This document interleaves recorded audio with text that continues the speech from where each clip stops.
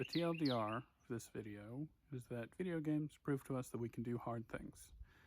So my suggestion is you go out and do something difficult, like climb a mountain, or walk around in a park.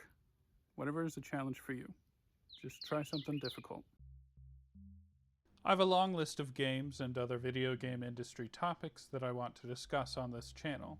Most of them focus on a specific era of gaming that took place between 2006 and 2019.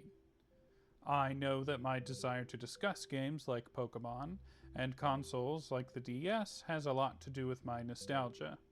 I think it's pretty normal that as we get older and life gets more complicated, we look back to a time when our only worry in the world was how long the battery would last in our Game Boy Advance. I also think there is a danger in this mindset. Steeping ourselves in nostalgia leads to cynicism and stunts our growth as individuals. So, to avoid this for myself, I want to look to the present and discuss what's happening in gaming right now that gets me excited. Lately, I've been playing a lot of a game called Peak. I think Peak is an excellent example of a video game that gets to the core of why video games have become such a popular medium over the last 20 plus years, while also showing what modern game design looks like at its best. However, before I talk about Peak, I want to talk about another slightly older game that I owe some credit to preparing me for Peak. Each year, when the weather turns cold but vacation is still far out of reach, a desire to cosplay as Santa Claus grows inside of me until I have the overwhelming desire to play Death Stranding. I have an odd relationship with Death Stranding. I have spent hours trucking back and forth as Sam Porter Bridges, enough hours to have beaten the game. Yet, over the 5 years since I have purchased this game, I have not completed its final chapter. Part of this is due to me stubbornly insisting that I reach 5 stars with every base and prepper in an area before progressing. The other roadblock to my completing this game is that I tend to download it for a week or two, play it relentlessly like I'm moonlighting as an Amazon delivery guy, and then get burnt out and uninstall it. I am content with this relationship to Death Stranding. I don't find that I am motivated to play it by any sense of urgency provided by the story. I am motivated to play it by the simple act of walking from point A to point B. Maybe it's some residual dopamine from my time spent as a pizza delivery driver, but there is no doubt that I get a lot of enjoyment out of the simple act of traveling in Death Stranding and Peak. Speaking from experience, there are few things that will make you feel like a god among mortals than delivering pizza to a child's birthday party. But Death Stranding gives you a couple opportunities to experience something close to it. The first opportunity comes from the main gameplay loop, traveling across post-apocalyptic America with nothing but a backpack of goods and a couple of ladders, just like the pioneers would have done. I remember when Death Stranding was first announced, there being a lot of skepticism about the game being a walking simulator. I was certainly among the people who couldn't imagine how a video game about hiking could be engaging. But I was quickly proven wrong.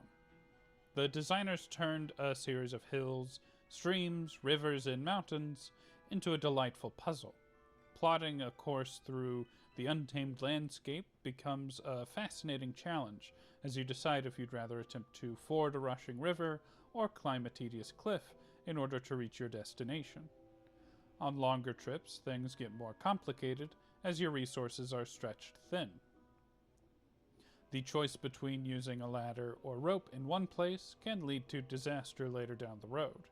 I've had countless deliveries end with Sam limping to his destination covered in muck with a pack full of rusting packages. Even when the trip has involved a certain number of tumbles and close calls, cresting a hill to see your destination in sight is a grand reward. I love all the little details wrapped into your arrival. The chimes to signal you're crossing the finish line, the announcement letting you know you've arrived, and Sam's posture all combine to make this small moment of triumph stand out.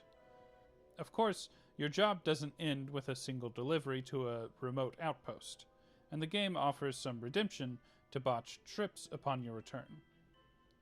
The second great sense of triumph that Death Stranding presents to you comes in the form of all-terrain travel. The game offers a plethora of advanced gadgets to make travel easier. Need to move faster? Try a motorcycle. Mountain too tall? Have a zip line. Distance too great? Build a highway. Too many ghosts? Have a zip line. Load too heavy? Try an exoskeleton. Valley too deep? Zip line. All of the toys that Death Stranding offers are fun to use and turn what was once a hazardous trail into a triviality. If you haven't guessed, my personal favorite is the zipline. Speeding past obstacles and enemies brings me a sense of joy that few other games can offer. Unfortunately, that sense of accomplishment just isn't enough to motivate me to actually finish the game. Early on, it is enough to motivate me to overcome greater challenges, but by Act 3, I think Death Stranding struggles under the weight of its own level design. I think Act 2 contains the best variety of terrain and obstacles with its open plains, rusty desert hills, and rainy valleys. It's the perfect section to try and build a highway for long-haul trucking, or zip lines to reach the cliffside residence. I rarely found myself thinking a distance was too far, even before unlocking more convenient modes of travel. Act 3's challenges often require traveling greater distances than anything the game has yet to ask of you. Add to that the increase in enemies and ever-changing weather, and those challenging deliveries become more of a slog. I'm not faulting the game for increasing the difficulty, but I think it needs a different method for doing so. I don't necessarily have an issue with more enemies and difficult terrain, but those things on top of the increased distances are what kill my motivation. It takes away one of the most satisfying parts of the game by making it almost prohibitively difficult to build highways and zip lines. The game becomes something that I am less interested in interacting with by removing my ability to create a mile-long zipline superhighway. But it's far from a game-ruining flaw. I still have that desire in me to cosplay as Santa Claus every year. I expect I'll eventually complete Death Stranding, if not in 2025, then in 2026. Then I can move on to Death Stranding 2. Maybe I'll beat that by 2040. At the very least, there's nothing stopping me from going back to Act 2 just to pretend I'm a long-haul trucker. I do think Death Stranding awakened something in me. It's the first time I'd experienced this version of traversal as a challenge in video games. I'd experienced the joy of a video game that offers a small adventure with simple rewards for success like Stardew Valley or Animal Crossing. But this is the first time it had come so close to a hobby I enjoy in real life, like hiking. I have enjoyed hiking since my days surviving camping trips as a Boy Scout. I hadn't seen that sense of accomplishment that comes from reaching the top of a hiking trail synthesized into a video game so efficiently before. I hadn't seen anything else like it until recently, when I tried Peak. As I think about the video, I wish I'd talked more about Death Stranding's art design. I love that futuristic minimalism. Like, if Star Trek had happened post-apocalypse, we'd only figured out cool tech after the fact. As of August 2025, my YouTube feed has been inundated with squishy-looking pastel Boy Scouts attempting to survive on a remote island. I was certainly intrigued by the variety of landscapes being explored and mischievous opportunities available for those inclined to play with friends. But I filed Peak away under cool-looking games that I likely wouldn't touch. It appeared to be designed for playing with a group of friends. A hard lesson learned as an adult is that friends may be plenty, but time is not. Scheduling time with one other person is a challenge, but a group of 4 often requires years, if not decades, for stars to align. So, I was content to experience this game vicariously through the occasional short. Then, To my surprise, the heavens acquiesced. 2 friends and I found ourselves with a bit of free time one fateful Saturday evening. We decided to give Peak a shot, and I quickly fell in love with this charming indie title. Its gameplay is simple and straightforward, its controls are intuitive, its art design pleasant, and, although it lacks any overarching narrative, what is here is enough to inspire you with an adventurous spirit. As soon as I started climbing, I found myself hooked by Peak's neatly packaged gameplay. The primary objective of Peak is to, well, reach the peak.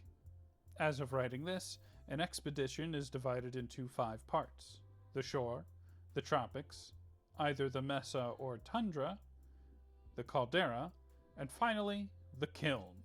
Each section provides its own challenges. The shore is the most simple, with easily navigated cliffs and no additional obstacles besides the occasional jellyfish or giant sea urchin. The tropics are where things get more interesting. Its paths are more ambiguous, sometimes leading you to dead ends. It comes with more than a few hazards, like poisonous plants and rain that slows your climbing. Make it past the tropics, and you'll either face the alpines or the mesa.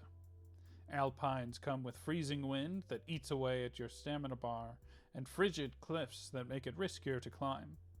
Mesa, on the other hand, offers a blazing sun that will burn your stamina away in a matter of moments. Dynamite, an endemic life hungry for careless climbers.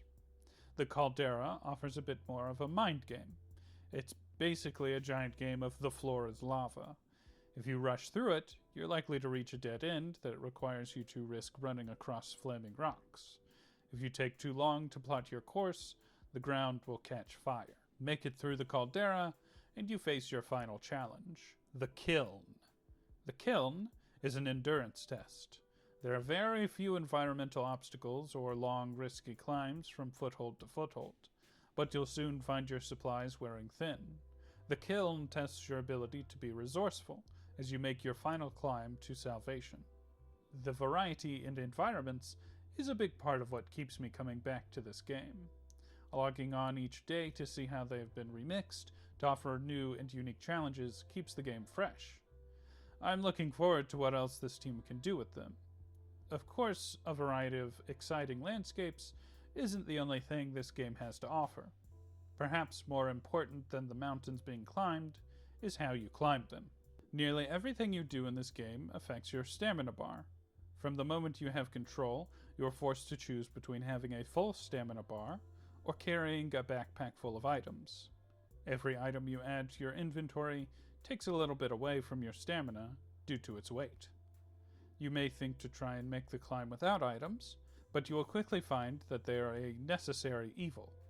As you climb, hunger creeps in to take a little bit away from your stamina. At first, it will seem negligible, hardly an obstacle to your ability to reach the next safe spot. But the longer you wait to address the hunger, the more likely it is that it will be your downfall. Before you know it, you'll be stuck on a cliff, and the next ledge will be just out of reach because of your grumbling stomach. It's best to keep a snack with you for these moments. It might even give you a little extra boost if you've prepared well. Food isn't the only thing you'll want in your pack, because hunger isn't the only thing slowing you down. You'll also find that you need a few bandages with you on your journey, as you'll inevitably misjudge a jump or overestimate your climbing ability and take a tumble. When this happens, you'll take a bit of damage that cuts down on your max stamina. You might be able to get by with a small scrape or bruise, but a bandage can sometimes mean the difference between a failed expedition and escape. There are a plethora of other ailments that might shrink your stamina bar. Get too cold and you'll feel the sting of frostbite. Get too hot and you might pass out from heat exhaustion. Eat the wrong mushroom and you'll find yourself poisoned. All of these different elements affecting your ability to climb lead to the inevitable situation where you can see the next ledge you need to reach, but you may not be totally confident in your ability to reach it. Yet climb you must, because eventually you will run out of time and be lost in the mysterious fog that slowly covers the mountain. The combination of all these different hazards gives you these really intense moments where you have to risk a climb that might be just too far. You're able to fudge those close calls a little bit with a final lunge towards safety, but if you're not careful, you will plummet to your death. This game is at its best when I'm looking back and forth between my draining stamina bar and the distance to the next handhold, the tension mounting as my stamina is drained, but I'm not quite there. I hold my breath as I lunge. Then I feel the sweet relief of safety or fall to my death. There is a lot of fun to be had just climbing this mountain on your own, and there are a lot of stories to be told of grand triumphs from lone survivors, as well as tragedies of failed explorers. There's even a bit of mystery to be found as you explore the island. However, everything that is already great about this game is magnified tenfold when you have a group to climb with. Is that a... What the? Right in the face? Make you fall over. Wow, this takes me back to my high school days. Just like the real... Oh no! I caught it. It's fine. The solo and team experiences are well balanced. In solo, you have all the resources for yourself. There isn't any real concern of going hungry or not having healing items as long as you take some time to scavenge. With more climbers comes more mouths to feed and wounds to tend to, but climbing with a group comes with the benefit of being able to help each other clear the last leg of a climb. A fellow climber on a distant ledge turns a doomed lunge into salvation. Oh, well, it could be good. Oh, I did not think I was going to be close enough to pull up. Yeah, we can make it. Yeah, we can make this jump. Yeah, I can jump right there.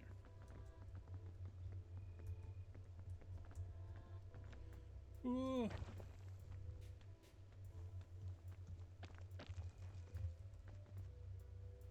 Oh, there you go. Help me.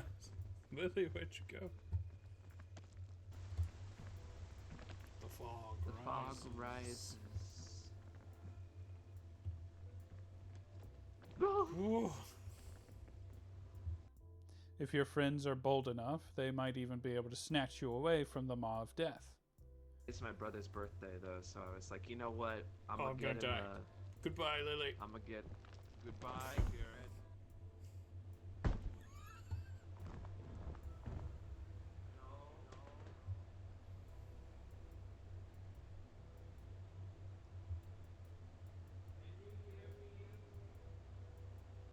Even if there is no heroic rescue, having a friend gives you a second chance at an expedition, as long as they make it to the top and resurrect you. Whoa. Welcome back, my friend. Good you to missed be quite back. the climb. It was a big climb. It was a big climb. And you did it. This... I think it's worth experiencing the game as a solo climber, as well as with a group. Capybara! He's got a little hat. It's so cute. So cute. I enjoy putting a podcast or audiobook on while I climb alone. It's a great way to decompress. Climbing with a group is a joy, with lots of opportunities for chaos and shenanigans. I like that series. There's dynamite up here. Is that dangerous? Dynamite. Only one way to That find looks out. dangerous. Finished attack on... I did not throw that fast enough. Are you okay? Yeah, I'm not sure where I am now. Oh, there Hello. I am. Hi. Go. Ooh, more mushrooms. Let's find Can we out if climb these are up poison. inside? Yeah, you could do that a lot easier here. How are the mushrooms? I'm not poisoned yet. Oh. Oh. Oh. A lot of passion. A lot of passion in this climb. Will it let us fit through this? Yeah. Oh my goodness. You should see my screen. Your head got stuck. And the rest of your body kept going. Here, let me try. Okay. See if you can see what this looks like. It's terrifying. I can see my hands and legs going ahead. It's getting a bit toasty out here. Oh, there's eggs over that way, although not a good way to climb. That's literally on fire. That is on fire. That's about to be on fire.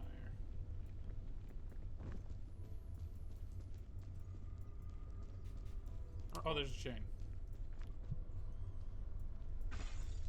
Oh, I went backwards.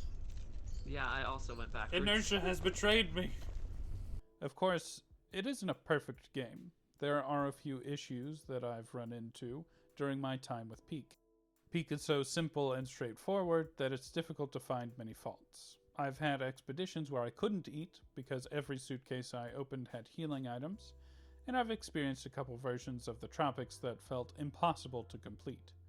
It's hard to be angry about these things, though. The maps get a remix every 24 hours, so if there is a version that seems too difficult, then all you have to do is take a break, come back to try again the next day. Even scavenging for food has its own fix. If there isn't any food in the suitcases, you can always find some in the trees.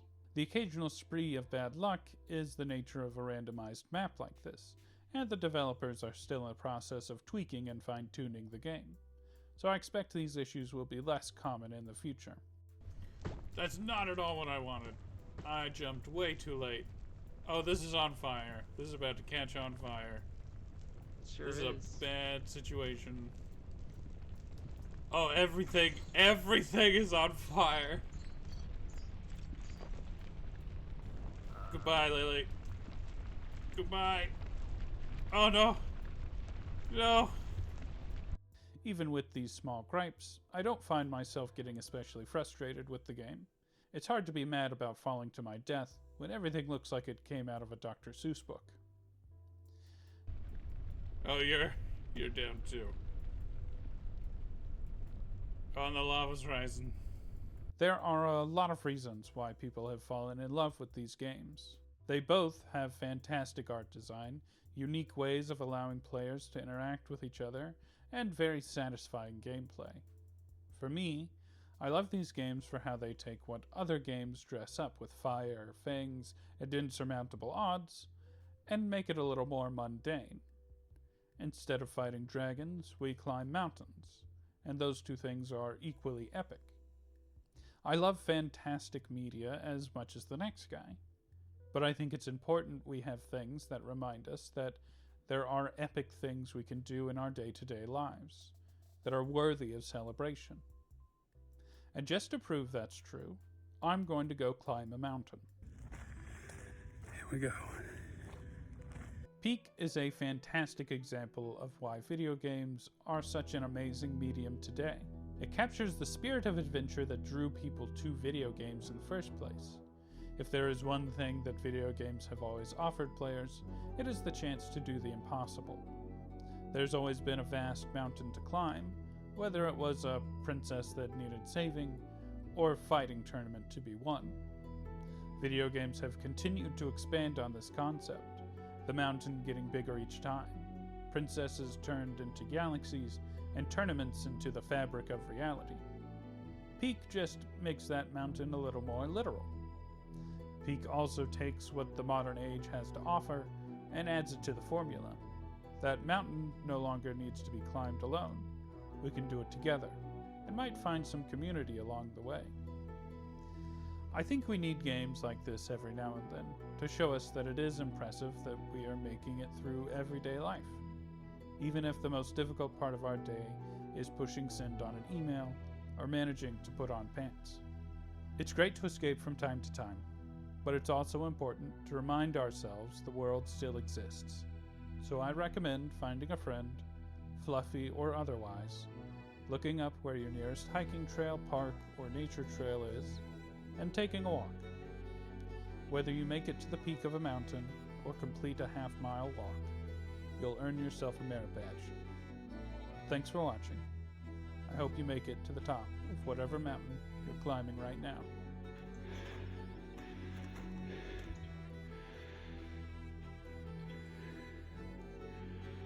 There it is. That is beautiful.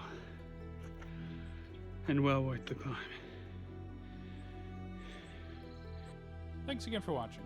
Shout out to Lily, who you saw helping me climb to the peak there. You can find her on Twitch.